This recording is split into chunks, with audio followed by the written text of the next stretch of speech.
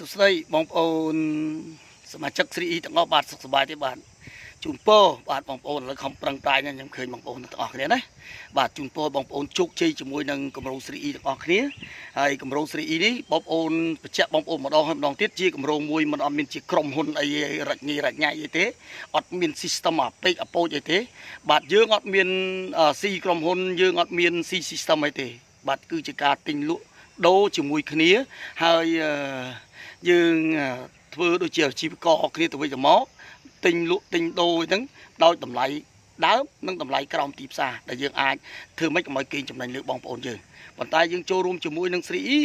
គឺយើងមានផលចំណេញបាទយើងចេះជួយគ្នាណាបងប្អូនបាទបងប្អូនមកទិញផលិតផលខ្ញុំជួយបងប្អូនហ្នឹងទៅបាទលោកបងប្អូនមានវិបត្តិអីចឹងណាពីគម្រោង 3E យើងជួយហើយក្នុងនេះដែរថ្ងៃនេះខ្ញុំមានសំណួរមួយចាក់ដោតដែរបើថាជួយគាត់និយាយថាអត់មានជំនឿបើថាជួយមិនមានស្អីជួយទេបើគិតពី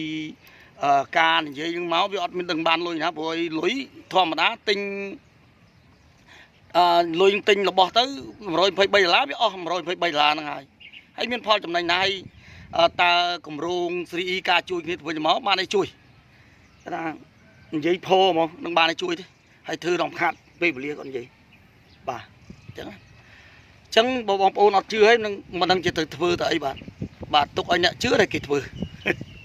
អាហ្នឹងចឹងអ្នកជឿបាត់បានបាទនិយាយទៅអ្នកជឿបាត់បានជឿចាំធ្វើមិនជឿមិនធ្វើ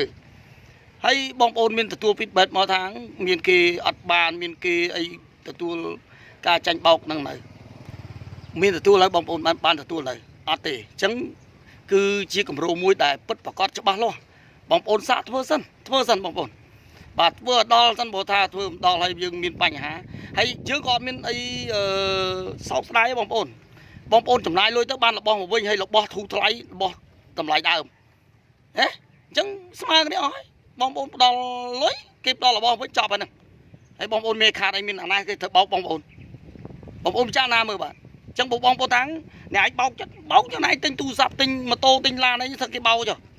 ណែឲ្យលុយឲ្យយកឡានមកណែឲ្យលុយឲ្យយកម៉ូតូមកណែឲ្យលុយយកទូរស័ព្ទមកឲ្យគេបោកអីយើងអត់មានទេគ្រាន់តែខ្ញុំនេះ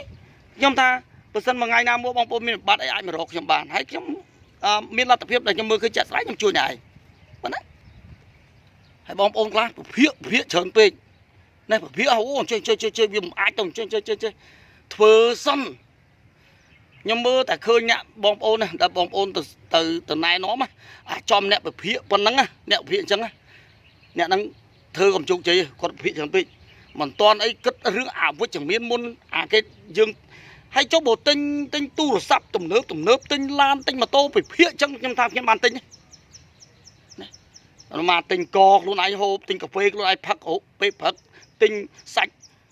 ត្រីសាច់គោសាច់អីហូបណាទិញស្ករទិញរបស់របរអីខ្លួនឯងហូបពិភាកដាក់ចូលកាពះខ្លួនឯងសោះហើយដល់ពេលអ្នកខ្លះយកលុយទៅលេងល្បែងយកលុយទៅទិញរបស់ខាតរាប់រយរាប់ពាន់រាប់ម៉ឺនដុល្លារអត់ពិភាកអញ្ចឹងល្មមបានបងប្អូនពិភាកច្រើនពេកអ្នកណាបងប្អូនឃើញពិភាកច្រើនពេកធ្វើសិនឲ្យគាត់ធ្វើសិនបាទមិនបាច់ពិភាកច្រើនទេអញ្ចឹងខ្ញុំសូមបញ្ជាក់ថាមានតែការធ្វើតែប៉ុណ្ណោះ